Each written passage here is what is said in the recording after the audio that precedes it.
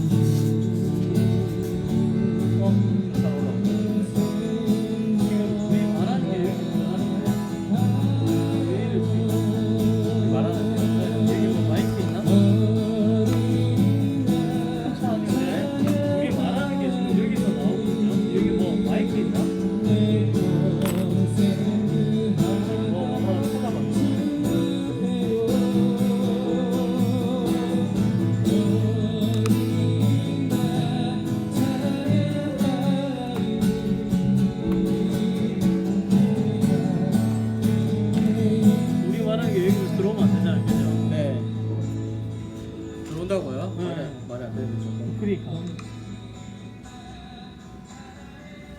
얘가 막 얘기하던데 우리 얘기하는 게 맞죠? 일로 들어가는 것 같은데 제 생각에. 일로? 내 생각에도 이게 이거 말고 마이크로 들어가. 이거 말고는 없어요. 이거 어떻게 해? 뭐지? 이게 마이크 뭐 끄는 거 그런 거 없나? 이거 카메라 껐는데 아! 봐요 여기 맞네. 이거 이거 저거를 일단 저 뜨잖아요. 마이크로 거야. 이거 꺼져 있잖아요. 아 뜨잖아요. 이거 어떻게 해야 되지?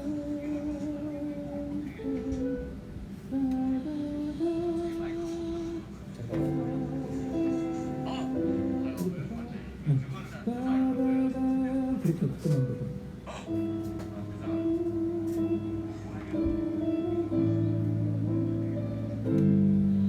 아니 근데 여기 마이크 뮤트 돼 있는데?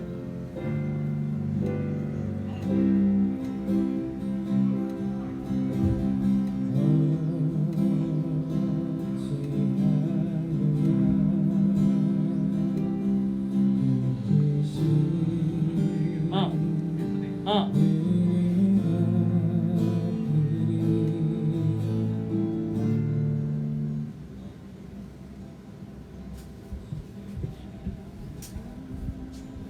정인처럼 목소리 불러야 되나? 올 거예요. 들어가는데 너무 크게 들어가는데? 뭘로 들어가는 거야?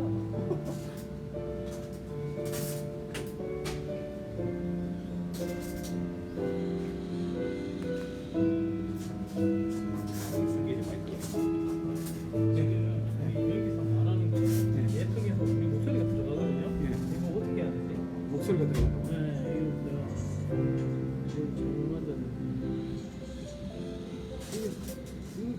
마이크 이거 꺼져 있는데 왜 들어가지?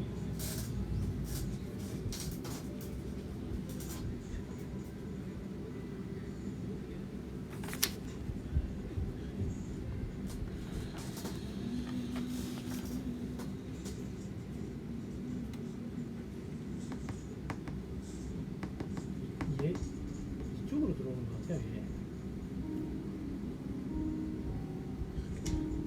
이게 기타인가요? 이게 기타인데?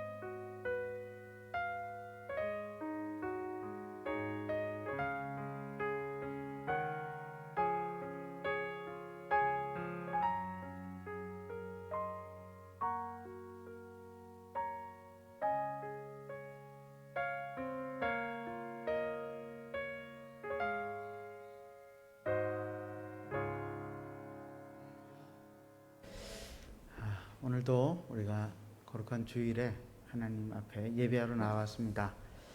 이제 5월도 다 가고 봄도 지나고 때가 되니 여름이 오는 것 같습니다. 우리가 아무리 걱정하고 염려해도 하나님의 때가 되면은 계절이 자연스럽게 바뀌고 하나님의 뜻이 다 이루어지는 줄로 믿습니다. 오늘 우리가 염려 걱정 없이 우리 하나님을 믿고 바라보면서 하나님을 기쁘게 예배하며 나가십시다. 다 같이 일어나셔서 묵도 드림으로 주일 예배를 우리 하나님께 올려드리겠습니다.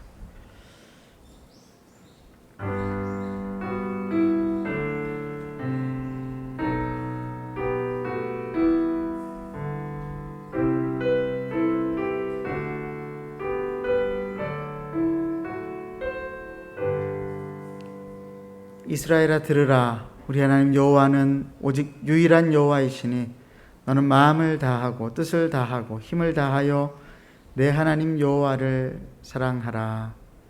하나님 아버지, 때에 따라 은혜를 베푸셔서 우리로 하나님의 전에 나와 하나님을 예배하게 하시니 감사합니다. 오늘 우리가 드리는 이 예배를 통하여서 하나님의 영광을 받아 주시옵소서. 우리의 마음의 문이 활짝 열리고 우리의 염려와 근심과 불신앙과 의심들은 사라지고 하나님께서 우리의 아버지가 되시고 우리를 지키시고 보호하시는 산성이 되신다라고 하는 사실을 깊이 깨달아 알므로 그 하나님 앞에 기뻐하며 찬양하며 기도할 수 있도록 은혜를 베푸시옵소서. 마음의 염려와 근심과 또 고통으로 인한 아픔을 가지고 이 자리에 앉아있는 분들도 있습니다. 하나님 아버지, 그들도 긍휼히 여기셔서 하나님을 바라볼 때에 모든 수치가 사라지고 하나님 주시는 평강과 기쁨으로 오늘 하나님을 예배할 수 있게 하시옵소서. 예수 그리스도의 이름으로 기도드리옵나이다. 아멘. 사도신경으로 우리 신앙을 고백하겠습니다. 나는 전능하신 아버지 하나님 천지의 창조주를 믿습니다. 나는 그의 유일하신 아들 우리 주 예수 그리스도를 믿습니다. 그는 성령으로 잉태되어 동정녀 마리아에게서 나시고 본디오 빌라도에게 고난을 받아 십자가에 못 박혀 죽으시고 장사된 지 사흘 만에 죽은 자 가운데서 다시 살아나셨으며 하늘에 오르시어 전능하신 아버지 하나님 우편에 앉아 계시다가 거기로부터 살아있는 자와 죽은 자를 심판으로 오십니다. 나는 성령을 믿으며 거룩한 공교회와 성도의 교제와 죄를 용서받는 것과 몸의 부활과 영생을 믿습니다. 아멘. 그 자리에 착석하시겠습니다.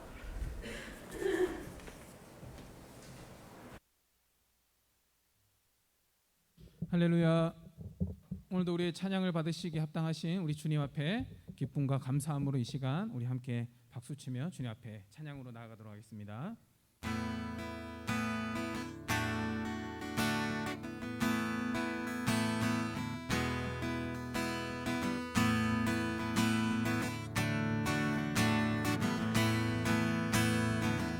끝없이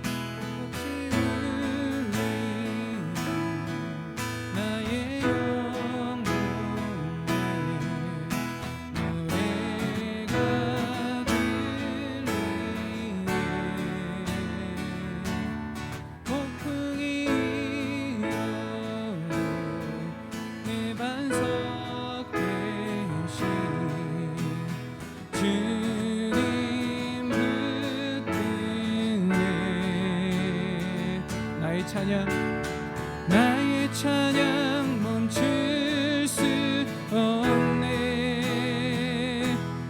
놀라운 주의 사랑은 말로 다 할 수 없네. 주를 향한 끝없는 외침, 주님 날 사랑하시네. 내 마음 주를 노래해.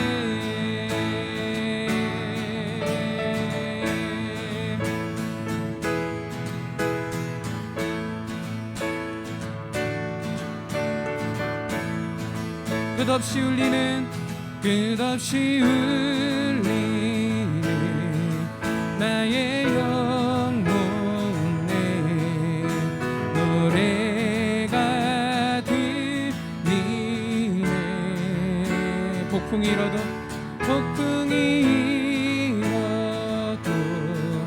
내 반석 되신 주님 붙드네. 나의 찬양 멈출 수 없네. 놀라운 주의 사랑은 말로 다 할 수 없네. 주를 향한 끝없는 외침, 주님 날 사랑하시네. 내 마음 주를 노래해.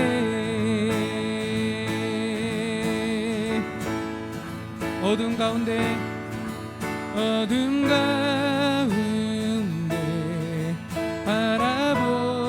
바라보리라.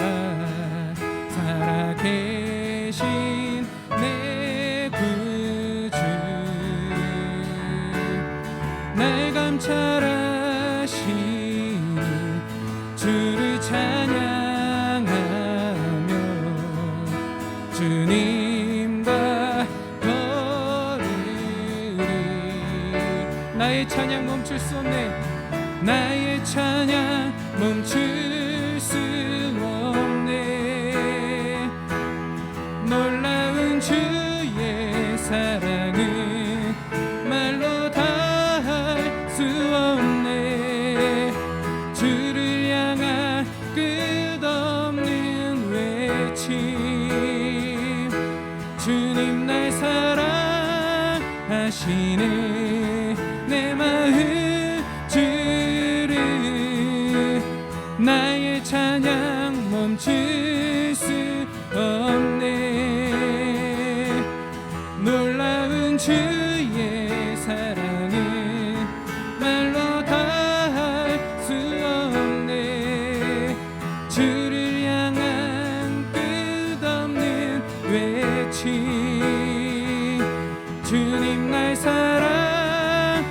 하시네. 내 마음 주를 노래해.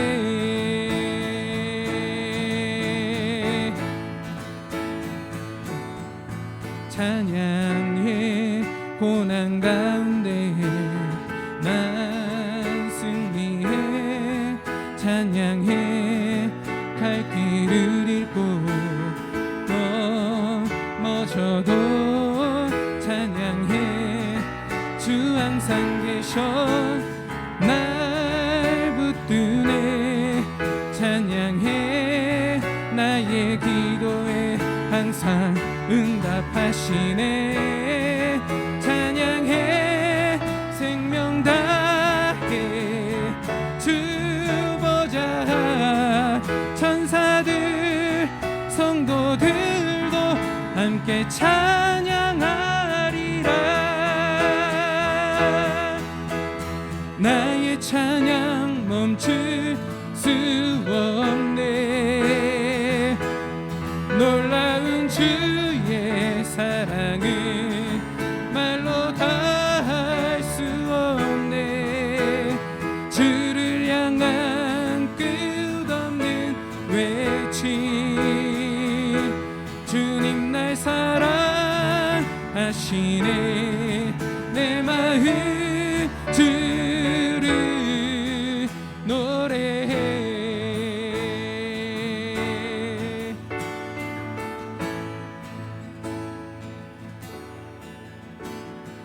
나의 찬양 멈출 수 없네.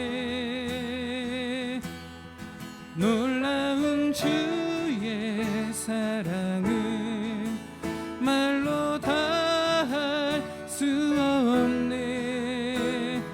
주를 향한 끝없는 외침. 주님 날 사랑하시네. 내 마음 주를 노래해.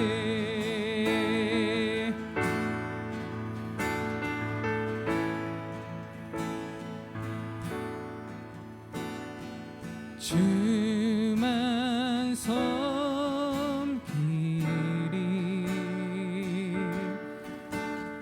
가장 낮은 자리에서 주만 높이리.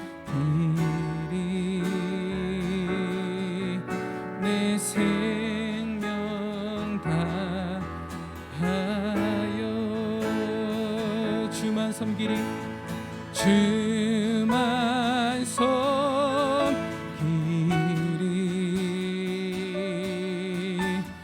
가장 낮은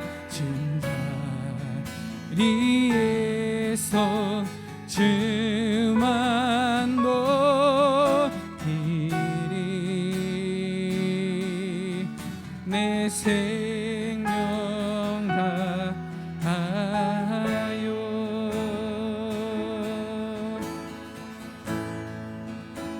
나의 삶의 예수의 나의 삶의 예수의 흔적이 있으니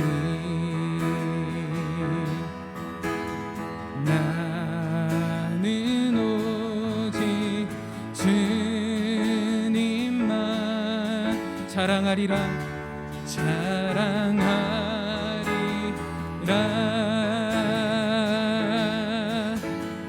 내 영혼에 예수의 생명이 있으니 생명이 있으니 나는 오직 주님만 증거하리라. 주만 섬기리. 주만 섬기리.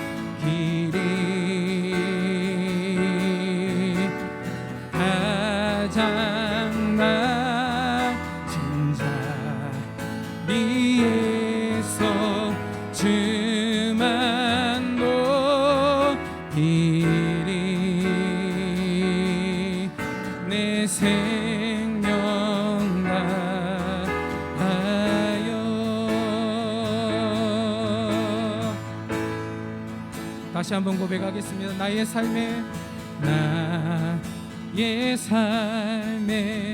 예수의 흔적이 있으니 나는 오직 주님만 자랑하리라. 내 영혼의 예수의, 내 영혼의 예수의 생명이 있으니 나는 오직 주님만 증거하리라.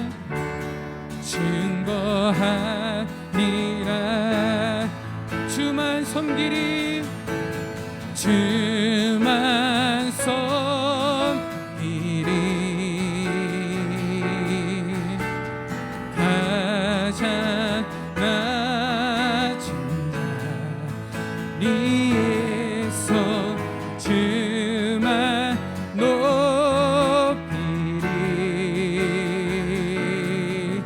내 생명 다하여 주만 섬기리. 주만 섬기리. 가장 낮은 자리에서 주 높이리. 내 생명 다하여 생명 다하여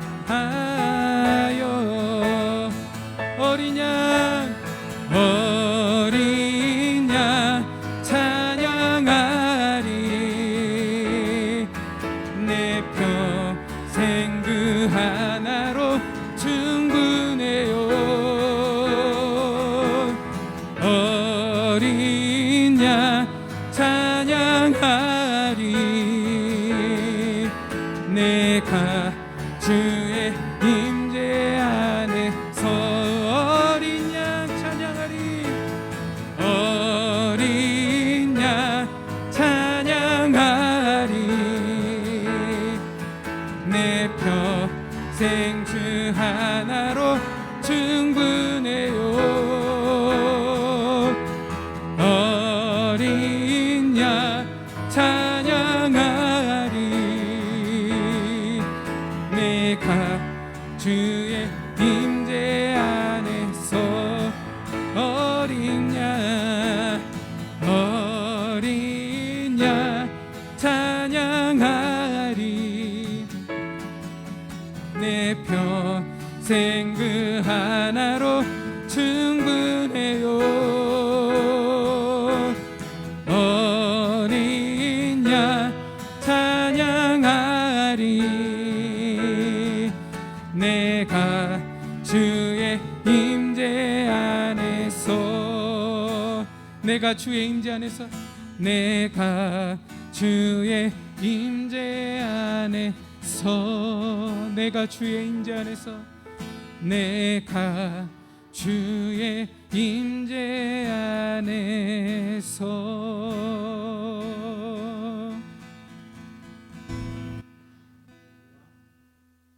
우리가 하나님의 임재 앞으로 나아갑니다. 이 시간에 우리의 죄악을 용서해 달라고 기도하고 우리 마음 가운데 있는 염려와 근심이 사라지고 하나님의 방법, 하나님의 대안이 우리의 마음을 채워 우리가 오늘도 믿음으로 담대히 나아가게 해달라고, 우리의 인생을 긍휼히 여기시고 우리의 일생 가운데 동행해 달라고 함께 이 시간 하나님 앞에 간절히 기도하고 난 다음에 강덕희 장로님 나오셔서 대표해서 기도해 주시겠습니다.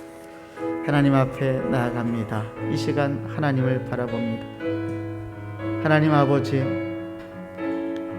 하나님을 바라보며 나아왔지만은 하나님은 보이지 않고 우리의 죄악만 보여서 우리의 마음이 슬프고 수치스럽고 좌절과 절망 속에서 어찌할 바를 알지 못하고 있습니다. 하나님께서 우리를 불쌍히 여겨 주셨기에 우리 죄가 십자가에서 다 용서함을 받고 하나님의 자녀로 받아들여진 것을 인하여서 감사를 드립니다. 그러나 하나님, 이 진리의 말씀, 이 진리의 복음이 매일매일 순간순간 내 삶에 적용되지 못하여 안타까운 마음을 가지고 나아왔습니다. 하나님 아버지, 이 시간 우리의 믿음을 소성케 하시고 우리 영혼이 다시 살기를 원하오니 주님, 이 시간 우리와 함께하여 주시옵소서. 살아계신 하나님 아버지, 각 사람의 하나님이 되어 주신다고 하셨습니다. 각 사람의 연약함을 담당하시고 짊어지시고 그를 하나님의 자녀답게 이끌어 가시는 성화로 하나님 우리를 인도하신다고 하셨습니다. 하나님 아버지, 그 하나님의 자비와 은혜와 긍휼을 바라보며 이 시간 하나님 앞에 예배드리며 나아가오니 우리의 마음을 받으시고 영광을 받아주시며 하나님 아버지, 우리가 그렇게 전심으로 우리 주님을 찬양할 때에 하나님 그 찬양 속에 주님 영광을 받으시며 우리의 인생 가운데 역사하여 주시옵소서. 주님 한 분만 바라보며 나아가는 하나님 아버지, 이 시간이 되기를 원합니다. 어떤 의심과 염려도 없이 주님을 바라보게 하여 주시옵소서. 사랑하는 하나님 아버지, 어려움 중에 있는 성도들도 있습니다. 고통 중에 있는 성도들이 있습니다. 질병 가운데 있는 성도들도 있습니다. 이 시간 우리 모두가 믿음으로 서게 하시고 주 하나님만 온전히 예비하게 하여 주시옵소서.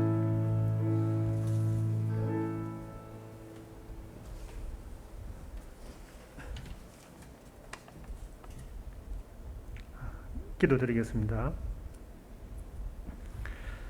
살아계신 하나님 아버지, 화창한 주일 저에게 세상 쾌락을 쫓지 아니하고 아버지께 예배하는 기쁨의 장소로 나오게 하신 것을 감사합니다.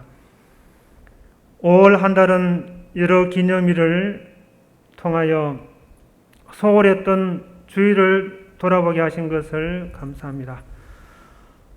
영적 스승의 의미를 또한 그 중요성을 또한 깨닫게 인도하시니 감사합니다.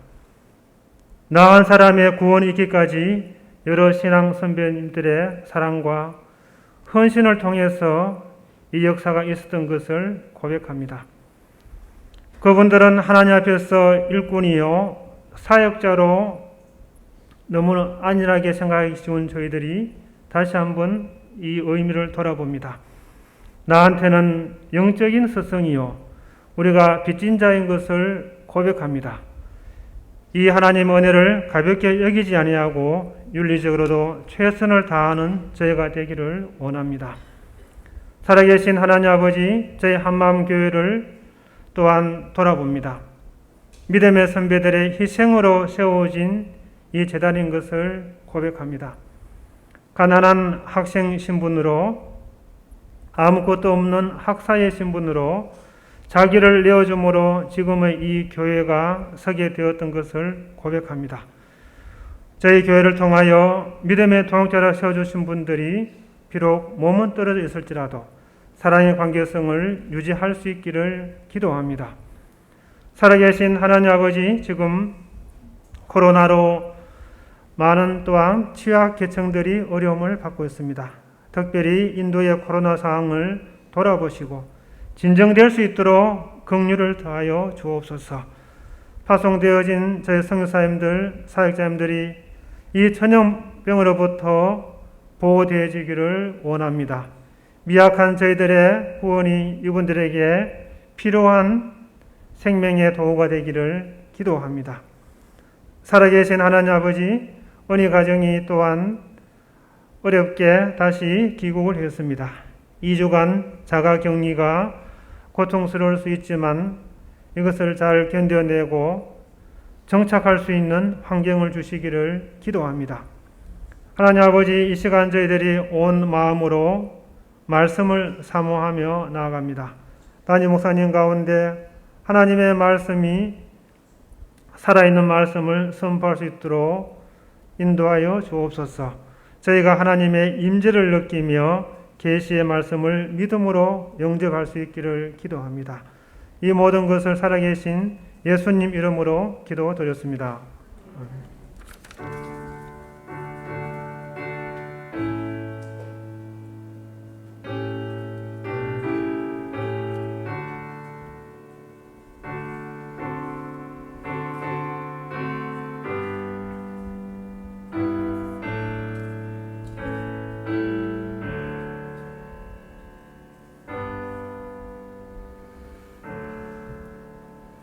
하나님의 말씀 로마서 15장 8절에서 13절까지 말씀입니다.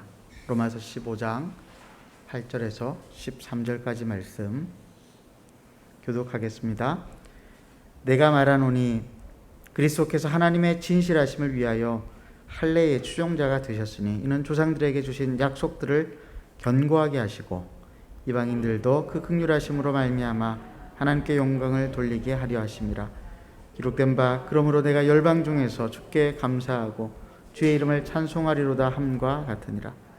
또 이르되 열방들아 주의 백성과 함께 즐거워하라 하였으며 또 모든 열방들아 주를 찬양하며 모든 백성들아 그를 찬송하라 하였으며 또 이사야가 이르되 이새의 뿔이 곧 열방을 다스리기 위하여 일어나시는 이가 있으리니 열방이 그에게 소망을 두리라 하였느니라. 소망의 하나님이 모든 기쁨과 평강을 믿음 안에서 너희에게 충만하게 하사 성령의 능력으로 소망이 넘치게 하시기를 원하노라. 아멘.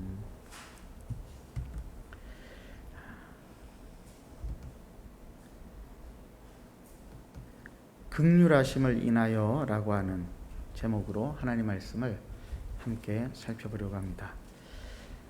예수님이 어떤 분이신가, 예수님이 누구신가라고 하는 질문을 한다면 여러분은 어떻게 대답하시겠습니까? 예수님이 누구신가? 예수님은 어떤 분이십니까? 만약 누가 저에게 그런 질문을 한다면 저는 예수님은 황희정승 같은 분이십니다. 이렇게 대답을 할 것 같습니다.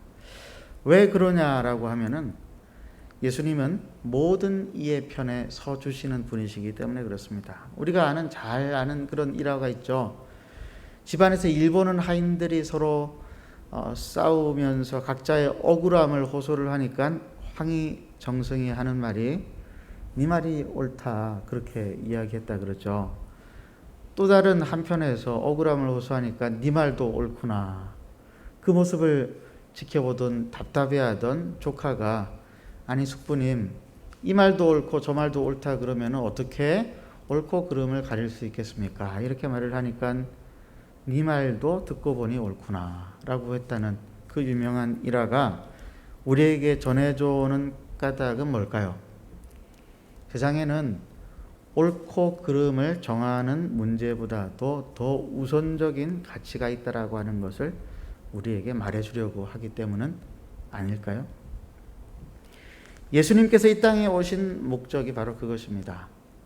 세상에 옳고 그름을 따지는 일보다 사람을 긍휼히 여기는 일이 더욱더 중요하다라고 하는 것을 주님은 가르치셨습니다.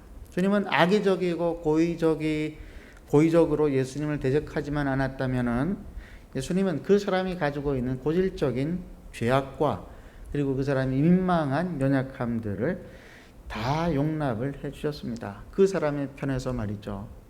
예수님은 심지어 유대인의 편에 서시기도 하셨습니다. 오늘 본문에 보니까 예수님이 할례의 추종자가 되셨다라고 하는 말씀이 바로 그 말씀입니다.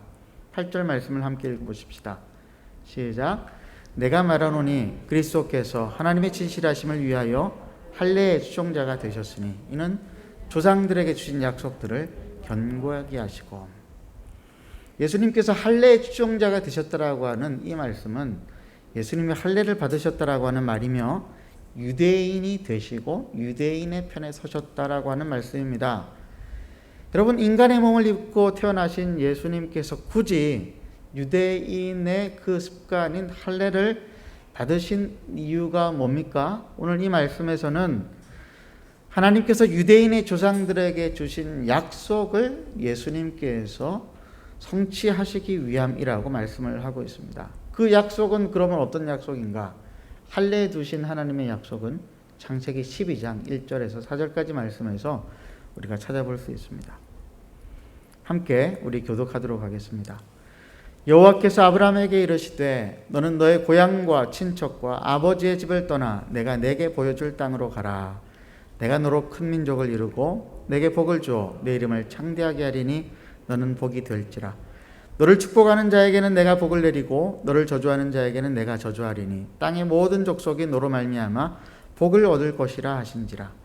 이 아브라함이 여호와의 말씀을 따라갔고 롯도 그와 함께 갔으며 아브라함이 하란을 떠날 때에 75세였더라.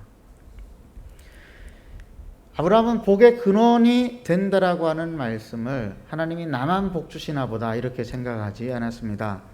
75세에 아브라함이 고향을 떠나서 가나안 땅을 향하여 간 이유는 하나님께서 자기를 통해서 그 땅의 모든 백성들에게 복을 주시겠다라고 약속을 하셨기 때문입니다. 이렇게 보면은 아브라함의 믿음은 만만하게 볼 믿음이 아닙니다.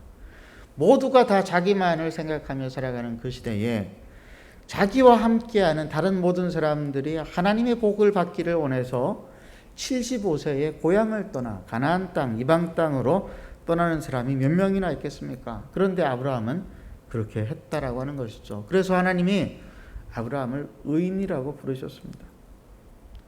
오늘날 유대인들은 이런 하나님께서 아브라함에게 하신 약속을 믿지 않고 자기 편한 대로 그 약속을 오해해서 살아가고 있는 것 같습니다. 예루살렘을 중심으로 하는 팔레스타인 땅에서 이루어지고 있는 전쟁을 말하는 것입니다. 그 땅은 2차 세계대전 이후로 유대인들이 3번의 전쟁을 거쳐서 획득한, 다시 찾은 그들의 조상들의 땅입니다. 그러나 동시에 지난 2000여 년간 팔레스타인 아랍 사람들이 힘겹게 일구어 놓은 팔레스타인 아랍 사람들의 고향이기도 합니다. 하나님께서 이 땅에 다시 유대인들, 이스라엘 백성들을 돌려보내신 까닭이 뭘까요? 지금과 같이 팔레스타인 사람들을 압제하고 그들을 사지로 내몰기 위해서는 틀림없이 아닐 것입니다. 아마 하나님께서 그렇게 하신 이유는 아브라함에게 하신 그 약속, 이스라엘 백성들이 그 땅에 들어가서 그 땅의 모든 백성들에게 복을 나누어 주는 일을 하라고 하신 것이 아닐까, 저는 그렇게 생각을 합니다. 그런데 지금의 이스라엘 나라는 그러한 하나님의 뜻을 완전히 무시하고 오로지 자기의 안위만을 지키기 위해서 다른 민족을 압제하는 데 몰두하고 있습니다. 열흘 전에 시작되어진 이스라엘과 팔레스타인 무장정파인 하마스 간의 전쟁으로 이미 수백 명의 사상자가 발생을 했고 아이들만 60명 이상의 아이들이 죽었다고 그러죠. 유엔 사무총장은 이번 전쟁으로 팔레스타인 지구는, 가자 지구는 전 세계에서 가장 무서운 지역으로 변해버렸다라고 말을 했습니다. 아마도 양측이 자기들을 변호하는 주장과 이유가 있겠죠. 그러나 팔레스타인 땅이 이렇게 지옥과 같은 땅이 되어버린 데에는 이스라엘 나라 사람들이 하나님의 약속을 잊어버린 그 이유가 가장 크다라고 생각을 합니다. 예수님께서 유대인으로 태어나셔서 할례를 받으신 목적은 유대인 편만을 들기 위함이 아니었습니다. 예수님께서 할례를 받으심으로 유대인이 되심과 동시에 역설적으로 예수님은 이방인 편들에 서기 위하셔서 할례를 받으셨다, 이렇게 기록을 하고 있습니다. 왜 그러냐면은 할례라고 하는 이것은 이중적인 약속이기 때문에 그렇습니다. 여러분, 유대인들이 할례를 받는 목적이 뭐였죠? 아브라함이 하나님께로부터 받았던 약속을 상기시키기 위해서 하나님이 명하신 것이 할례였어요. 너희들은 할례를 행할 때마다 너희를 통해서 세상 모든 사람들이 복을 받게 될 것을 기억하라고 하는 것이죠. 모든 열방이 나로 말미암아 복을 받게 된다. 이게 하나님께서 할례를 통해서 약속하신 바였지 않습니까? 여기서 중요한 게 뭡니까? 나로 말미암습니까? 모든 열방이 복을 받게 되는 것입니까? 나로 말미암아와 모든 열방 가운데에서 우리는 대답하기가 곤란할 때가 있습니다. 대답하기가 곤란할 때는 답이 없거나 둘 다 답일 경우가 있습니다. 이 문제의 답은 둘 다입니다. 나로 말미암아가 중요한 만큼 모든 열방이 중요합니다. 우리 구원이 그렇습니다. 하나님이 나를 구원하신 목적은 나를 구원하심과 동시에 나를 통해서 세상 모든 사람들이 구원의 복을 받기를 원하시기 때문에 그렇습니다. 그래서 할례는 이중 약속입니다. 우리의 신앙은 이중적입니다. 이러한 이중 약속의 영적 비밀을 사도 바울은 8절에 이어서 9절의 축약에서 말씀을 하기를 로마서 15장 9절 함께 읽어보겠습니다. 시작. 이방인들도 그 긍휼하심으로 말미암아 하나님께 영광을 돌리게 하려 하심이라. 이까지만요. 이방인들도 그 긍휼하심으로 말미암아 하나님께 영광을 돌리게 하려 하심이라. 이게 무슨 말입니까? 유대인들도 하나님의 긍휼하심으로 하나님께 영광을 돌렸다라고 하는 거예요. 아브라함이 뭔가를 잘해가지고 하나님 앞에 의인이 되어진 것이 아니라 하나님께서 아브라함을 긍휼히 여기셔서 그를 믿음의 조상이 되게 하신 것처럼 이방인들도 그 긍휼하심으로 말미암아 하나님께 돌아오게 되어짐으로 그 긍휼하심이 하나님께 영광이 되어진다라고 하는 것을 말하는 것입니다. 바울은 이 말씀을 하면서 예수의 십자가 복음은 유대인들만을 위한 것이 아니라 헬라인들을 위한 그리고 모든 나라 사람들을 위한 복음이라고 하는 것을 강조를 하고 있습니다. 우리가 이미 로마서 1장 16절에서 살펴보았던 것처럼 말입니다. 로마서 1장 16절 말씀, 내가 복음을 부끄러워하지 아니하노니 이 복음은 모든 믿는 자에게 구원을 주시는 하나님의 능력이 됨이라. 첫째는 유대인에게요 또한 헬라인에게로다. 할렐루야. 여러분 이 말씀 믿으세요? 이 말씀을 믿으세요? 어떠한 사람도 이 복음의 능력에서 제외될 수가 없습니다. 이 로마서 1장 16절 말씀은 신구약 성경의 하나님의 구원 계획의 요체예요. 사도 바울은 온 세상을 위한 구원 계획이 신약뿐만이 아니라 구약 시대부터 시작되어졌다라고 하는 것을 말하기 위해서 로마서 15장에서 구약의 성경을 네 구절을 인용을 합니다. 시편 18편 49절, 신명기 32장 43절, 그리고 시편 117편 1절과 이사야 11장 10절입니다. 두 곳이 시편이고 그리고 한 곳은 성문서 즉 모세오경 중에 하나인 신명기에서 나왔고 또 하나는 선지서의 대표격인 이사야서에서 나왔습니다. 뭐라고 이야기하고 있습니까? 신명기 32장 43절 우리가 한 절씩 읽어보겠습니다. 시작. 너희 민족들아 주의 백성과 즐거워하라. 주께서 그 종들의 피를 갚으사 그 대적들에게 복수하시고 자기 땅과 자기 백성을 위하여 속죄하시리로다. 시편 117편 1절 말씀. 너희 모든 나라들아 여호와를 찬양하며 너희 모든 백성들아 그를 찬송할지어다. 이사야 11장 10절 말씀. 그날에 이새의 뿌리에서 한 싹이 나서 만민의 기치로 설 것이요 열방이 그에게로 돌아오리니 그가 거한 곳이 영화로우리라. 제일 처음을 제가 빠뜨렸군요. 시편 18편 49절 말씀. 시작. 여호와여 이러므로 내가 이방 나라들 중에서 주께 감사하며. 여러분 이 말씀들이 의미하는 건 뭡니까? 하나님은 모든 민족의 하나님 되신다라고 하는 것입니다. 언제부터요? 이 세상을 창조하셨을 때부터 모든 세계가 하나님의 창조로부터 나왔으니 그 세계에 살아가는 모든 사람들이 하나님의 다스림 아래 살아가야 할 사람들 아니겠습니까? 그런 의미에서 사도 바울이 뭘 강조하고 있느냐면은 하나님의 구원 계획은 유대인이든지 헬라인이든지 상관없이 모든 민족, 모든 사람들에게 다 열려 있다라고 하는 것을 계속해서 강조를 하고 있습니다. 그런데 그 하나님의 구원 계획의 요체가 무엇이냐? 긍휼이라고 하는 데 있다라고 하는 것을 말하고 있습니다. 우리 로마서 15장 9절 말씀 우리 다시 한번 읽어보도록 하겠습니다. 시작. 이방인들도 그 긍휼하심으로 말미암아 하나님께 영광을 돌리게 하려 하심이라.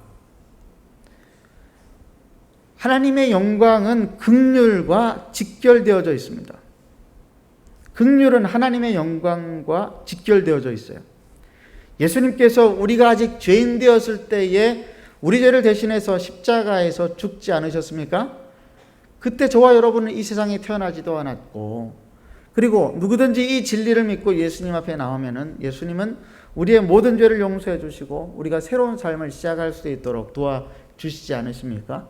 이게 긍휼이죠. 우리의 조건, 하나님께서는 투자할 만한 사람한테 투자하는 게 아니에요. 세상 사람들은 그렇게 투자하죠. 돈이 될 만한 회사에 투자하고 사람에게 투자를 해도 될성 싶은 새싹, 떡잎에 투자하는 것이 이 세상의 원칙이잖아요.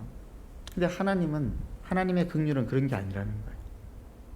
제가 참 좋아하는 말씀이 있는데 이사야 43장에 나오는 말씀, 예수님에 대해서 이사야가 소개하기를 그는 상한 갈대를 꺾지 아니하시고, 벌써부터 은혜가 됐잖아요. 상한 갈대를 상해버렸으면 꺾어버리는 게 인간의 심리인데 또 뭐라고요? 꺼져가는 등불을 끄지 않으신다. 옛날 성경에는 꺼져가는 심지를 끄지 않으신다. 촛불이 이렇게 흔들릴 때에 계속 키우고 싶은 마음이 더 들어요? 끄고 싶은 마음이 더 들어요? 아이들한테 딱 이렇게 갖다 놔보세요. 다 꺼버립니다. 그게 우리가 인간이 가지고 있는 본성이에요.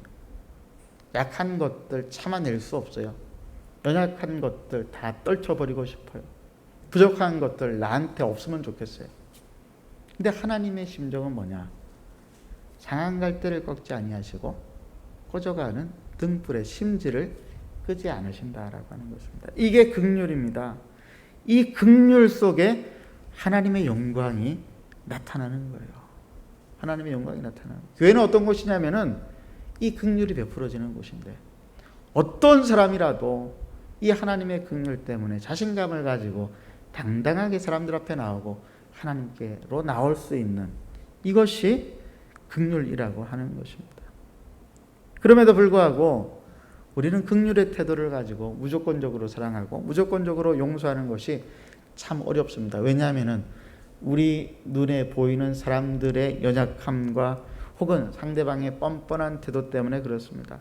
이창동 감독의 영화 중에 밀양이라고 하는 영화를 보면은 그는 기독교에서 말하는 무조건적인 용서와 무조건적인 사랑이라고 하는 것은 사실상 현실 세계 속에서는 불가능한 일이 아니냐라고 질문을 하고 있는 것 같습니다. 영화를 보신 분도 있고 안 보신 분도 있지만은 영화의 하이라이트는 이 장면입니다. 극 중에 이신혜로 나오는 이 여인의 아들을 유괴해서 살해한 웅변학원 원장이 감옥에 들어갔는데 그만 예수를 믿고 말았습니다. 그동안에는 오랫동안 죽은 아들로 인하여서 고통을 받던 이 이신혜도 신앙을 가지고 아들을 죽인 웅변학원 원장을 용서해야 되겠다라고 하는 마음을 가지고 면회를 하러 가게 됩니다. 큰 결심을 가지고 면회를 하러 간 이 이신혜 씨가 절망을 하죠. 왜죠? 자기 아들을 죽인 그 웅변학원 원장이 하는 말이 기가 막혔기 때문입니다. 어머니도 하나님을 믿으셨군요. 저도 감옥 안에서 하나님을 믿고 제 죄를 용서함을 받았습니다. 기가 찬 것입니다. 내가 용서하지 않았는데 하나님이 누구길래 이 사람을 용서한단 말인가? 받아들일 수가 없었습니다. 영화는 내내 그 여인의 갈등을 계속해서 그려나가고 있었습니다. 극중 이신혜의 모습은 어쩌면 우리들의 일반적인 모습일 것입니다. 우리 모두에게는 사실 용서라고 하는 것은 불가능한 일이죠. 그래서 세상 사람들은 늘 복수를 꿈꾸지 않습니까? 조금이라도 내가 당하고 있다라고 하는 생각이 들면 사람들이 자주 하는 말이 있죠. 죽을래? 이게 바로 튀어나와요. 죽는다. 뭐 이렇게. 죽이는 것이 최고의 복수이니까. 오죽했으면 복수는 나의 힘이라고 하는 말까지 나왔겠습니까? 우리 모두는 가인의 피를 물려받아서 선천적인 복수 증후군을 앓고 살아가는 사람들이지 않습니까? 이스라엘과 팔레스타인뿐만이 아니고 남과 북의 갈등, 그리고 지금 내 삶의 현장에서 나와 그 사람의 대립과 원망과 미움이라고 하는 이 모든 것들은 모두 무조건적인 사랑과 용서에 무능력한 우리 죄인들의 연약함 때문인 것입니다. 근데 예수님께서 이런 용서에 무능력한, 긍휼함에 무능력한 우리들의 연약함을 돕기 위해 오셨습니다. 그리고 십자가에서 올라가셔서 죽을 때까지 절대로 내려오지 않으셨습니다. 자기를 죽이고 조롱하는 사람들을 향하여서 오히려 아버지여 저들의 죄를 용서하소서라고 하나님께 긍휼을 구하였습니다. 예수님의 긍휼은 사람들의 어떤 가능성이나 상태를 보고 베풀어진 것이 아니었습니다. 예수님의 긍휼은 사람들이 나아질 것을 기대하면서 베풀어지지도 않았습니다. 그래서 하나님께서 예수님의 이 죽음을 통해서 영광을 받으신 거예요. 긍휼히 여기시는 사랑으로 죽어가시는 그 모습으로 하나님의 영광이 나타나게 되어진 것입니다. 그러니까 우리에게 요구되어지는, 지금 사도 바울이 계속해서 연약한 사람들을 받아라, 믿음이 강한 사람이 믿음이 약한 사람들을 도와야 한다, 이렇게 말을 할 때에 어떠한 태도를 요구하느냐면은 하나님의 긍휼, 예수님의 긍휼을 따라서 그렇게 하라고 하는 것 아니겠습니까? 긍휼을 베푸는 삶이란 상대방의 뻔뻔함을 고려하지 않고 예수님의 무조건적인 사랑과 용서를 베푸는 삶을 말하는 것입니다. 그러나 우리는 연약한 자들, 특별히 믿음이 연약한 자들을 돕고자 할 때에 우리 마음 가운데 어떤 일말의 기대가 있죠. 내가 도와주면 저 사람 믿음이 강해질 거야. 여러분, 그것은 하나님의 영광을 생각하는 것이 아니라 자기 영광을 바라보는 것입니다. 하나님의 영광은 오직 내가 입은 사랑과 긍휼을 생각함으로만 아무 대가 없이 연약한 자를 긍휼한 마음으로 섬기는 것에서 나타나는 것입니다.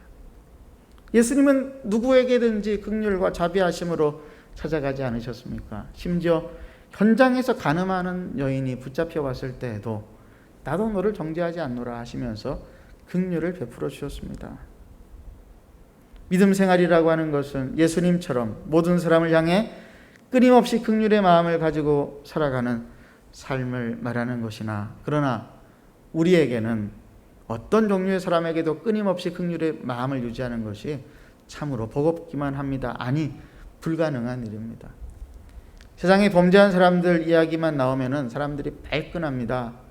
범죄자 조두순이 출소했다라고 하는 이야기를 듣고 사람들이 분노하고 또 염려하죠. 최근에는 그를 감시하기 위해서 쓴 돈이 2억이 넘는다라고 하는 뉴스가 나오자 사람들이 더욱더 분노를 했다고 합니다. 그렇게 돈을 많이 써서 감시를 할 필요가 있느냐, 이렇게 또 말을 하면은 사람들은 감시를 안 하면 또 어떻게 하겠느냐라고 들고 일어나는 사람들이 있다고 합니다. 그 사람이 그냥 사라져 버렸으면 좋겠다라고 하는 것이죠. 우리 마음속에는 조두순과 같은 범죄자들은 이 세상에 더 이상 살려두어서는 안 된다라고 하는 생각이 있지는 않습니까?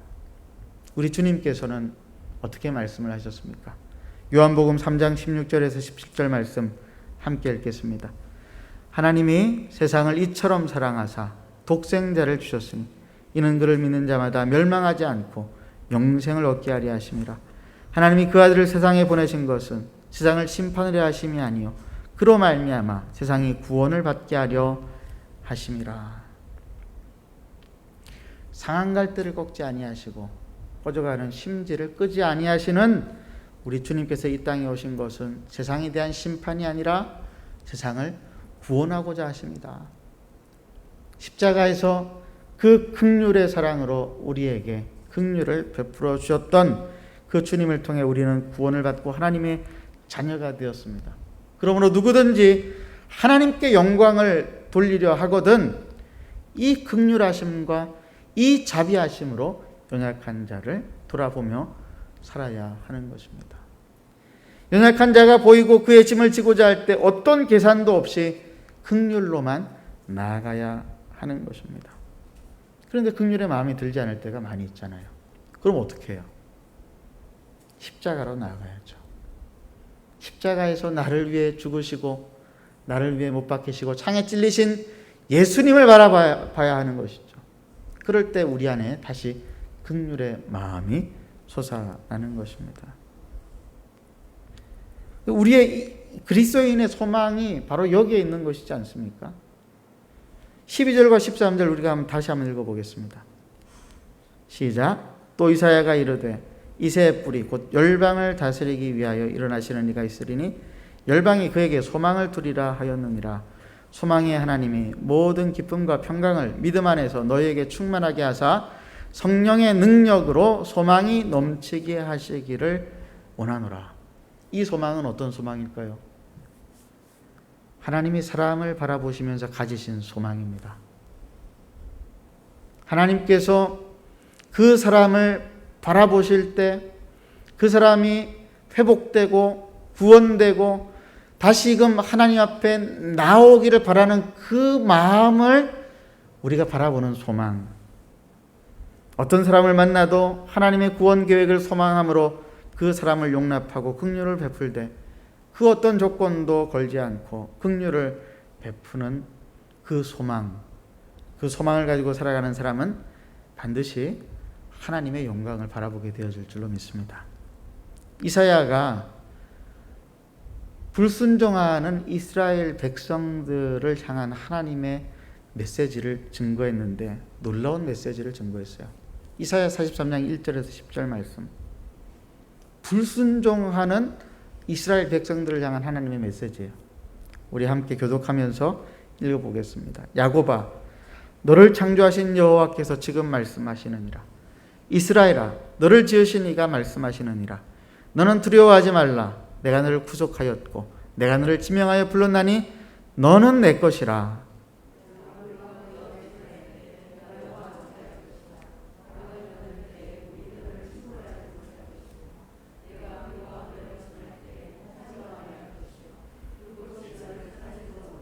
대전하는 여호와 내 하나님이요 이스라엘의 거룩한 이요 내 구원자임이라. 내가 애굽을 너의 속량물로 구스와 스바를 너를 대신하여 주었노라.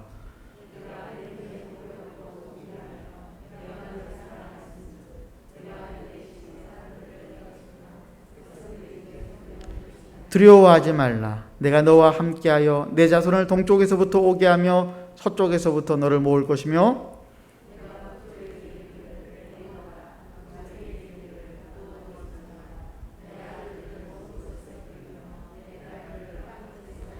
내 이름으로 불려지는 모든 자 곧 내가 내 영광을 위하여 창조한 자를 오게 하라. 그를 내가 지었고 그를 내가 만들었느니라.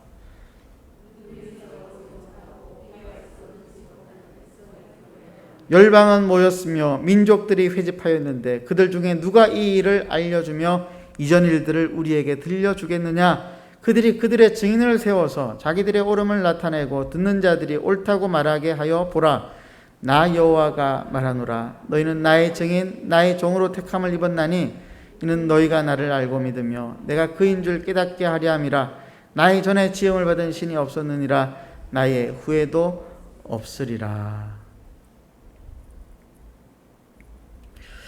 고등학생 아들이 강간죄를 저질러 가지고요, 특수 강간죄 제목으로 소년교도소에 복역을 하고 있었습니다. 그 부모가 오랫동안 고통하다가 한 목사님의 설교를 듣고 큰 감동을 받고 그 목사님에게 편지를 썼습니다.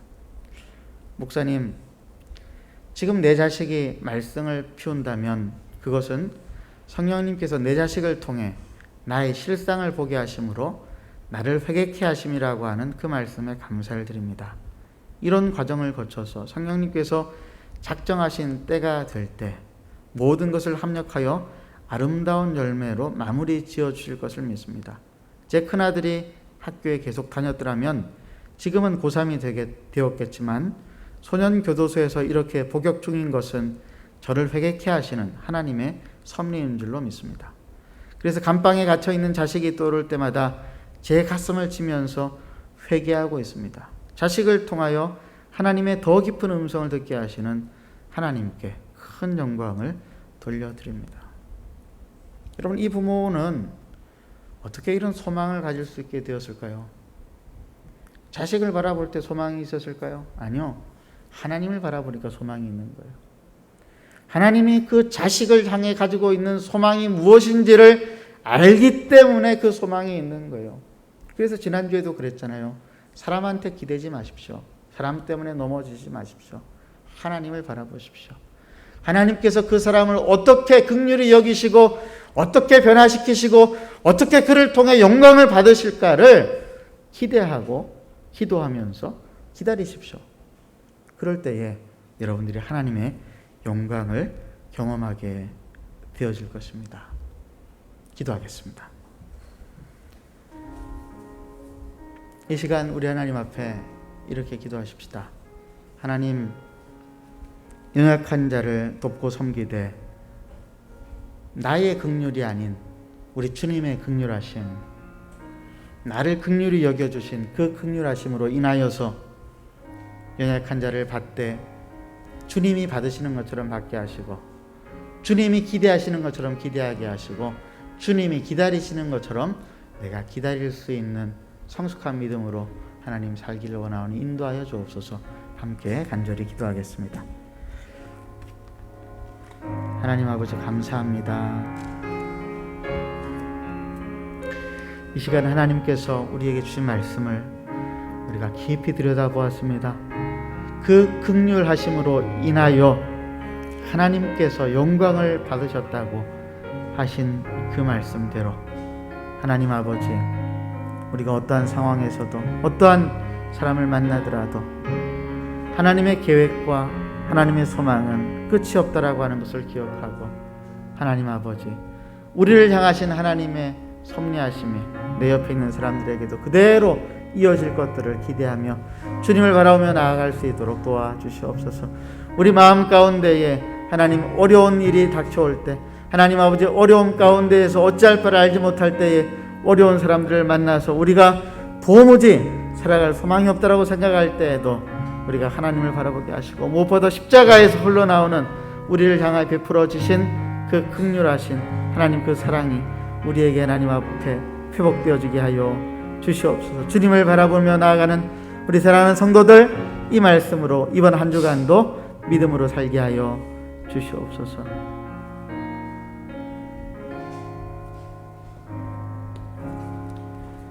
우리 찬송가 86장 우리 함께 찬송하면서 준비하신 헌금 하나님 앞에 올려드리겠습니다.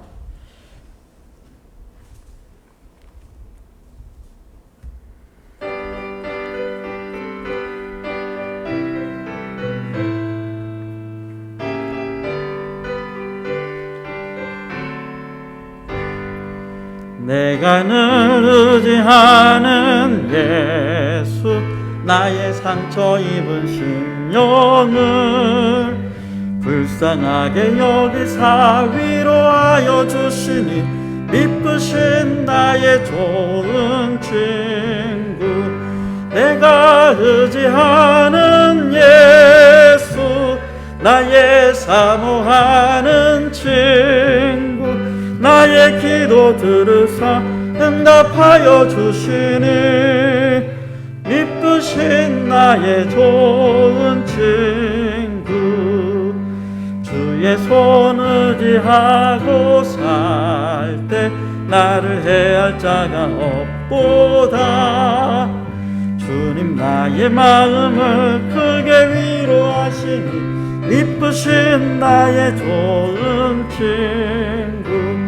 내가 의지하는 예수, 나의 사모하는 친구. 나의 기도 들으사 응답하여 주시니 미쁘신 나의 좋은 친구.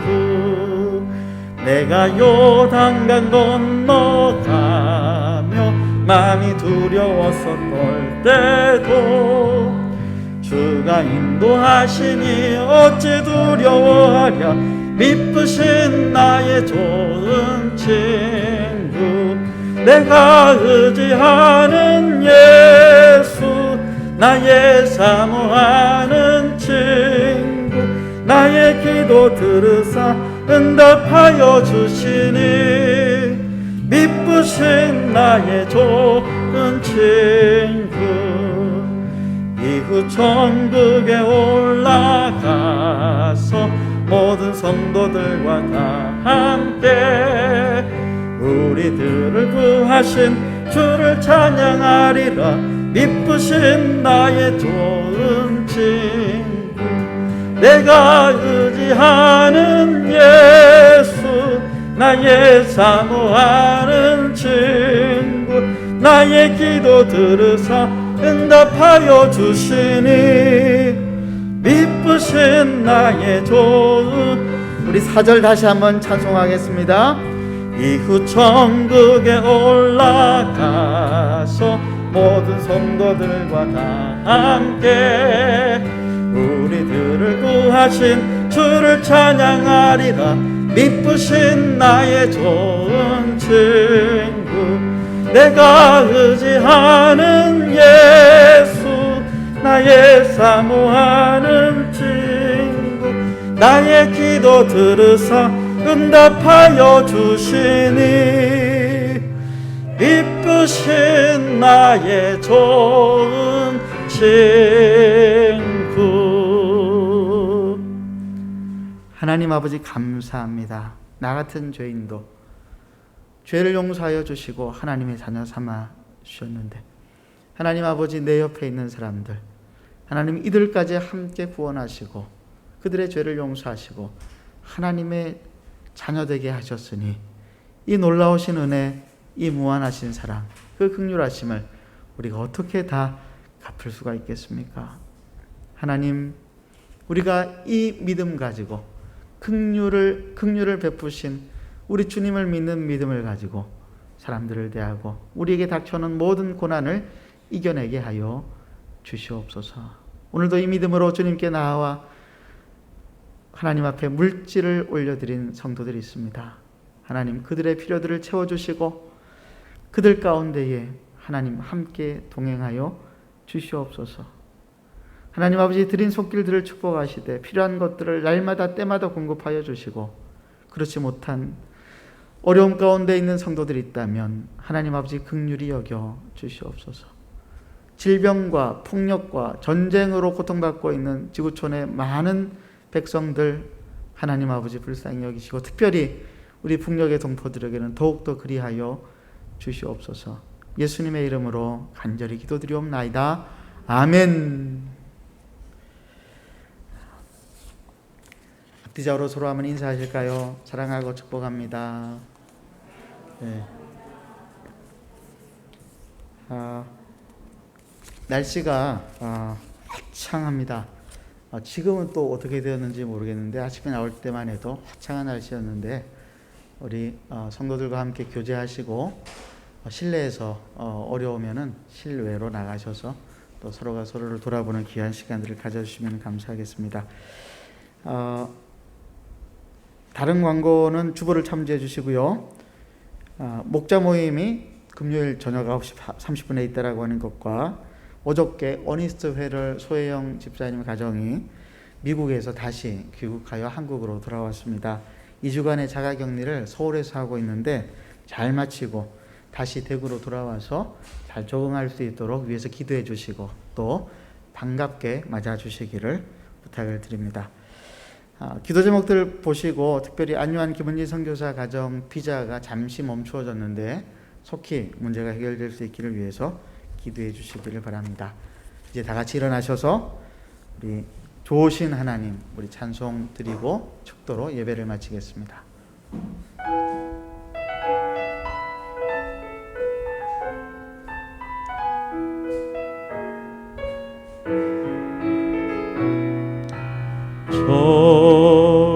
좋으신 하나님, 좋으신 하나님, 참 좋으신 나의 하나님,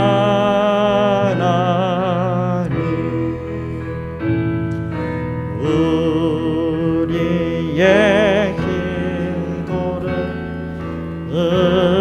응답해 주시는 참 좋으신 나의 하나님,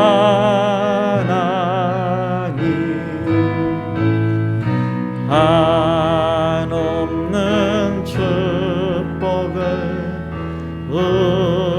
우리에게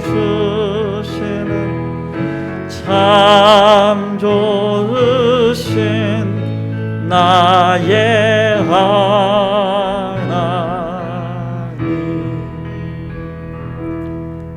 지금은 우리 구주 예수 그리스도의 크신 은혜와 아버지 하나님의 무한하신 사랑하심과 성령 하나님의 긍휼의 진리를 깨닫게 하시는 그 은총이 오늘 이 자리를 떠나가며 어떤 사람이라도 내가 받은 그 주님의 긍휼을 따라 사람들을 받기로 작정하고 돌아가는 우리 사랑하는 한마음교회 성도들 인생 가운데 지금으로서 영원까지 함께 있을지어다.